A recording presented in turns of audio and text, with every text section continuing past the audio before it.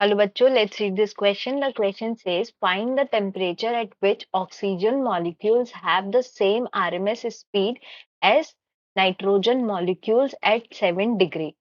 तो इस क्वेश्चन में हमें बताना है कि किस टेम्परेचर पे हमारे ऑक्सीजन के जो मॉलिक्यूल्स होती है उनकी आरएमएस स्पीड हमारे N2 मॉलिक्यूल्स के बराबर हो at 7 degree centigrade. So in this question, the key concept is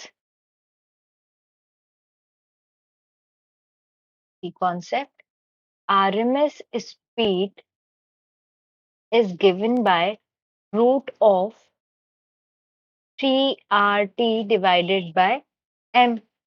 So from this we can write RMS speed is directly proportional to root of temperature. अब यहाँ पर divided by M. यहाँ पे M क्या हो गया हमारे पास molecular mass and T क्या हो गया हमारा temperature. तो इससे अपन क्या लिख सकते हैं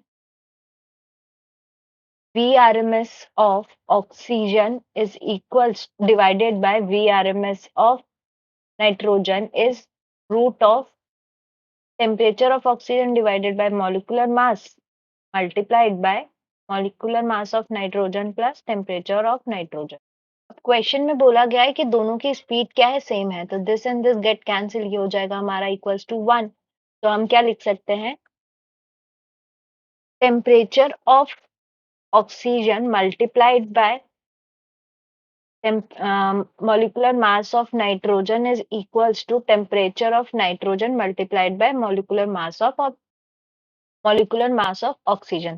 अब हमें टेम्परेचर ऑफ नाइट्रोजन कितना दिया हुआ था 7 डिग्री सेंटीग्रेड इसको हम केल्विन में लिखेंगे तो 273 प्लस 7 ये हो जाएगा हमारा 280 केल्विन। तो यहाँ पे TO multiplied by molecular mass of nitrogen हमारा कितना हो गया 28 तो आप N2 और O2 से डिफाइन कीजिए ताकि आप समझने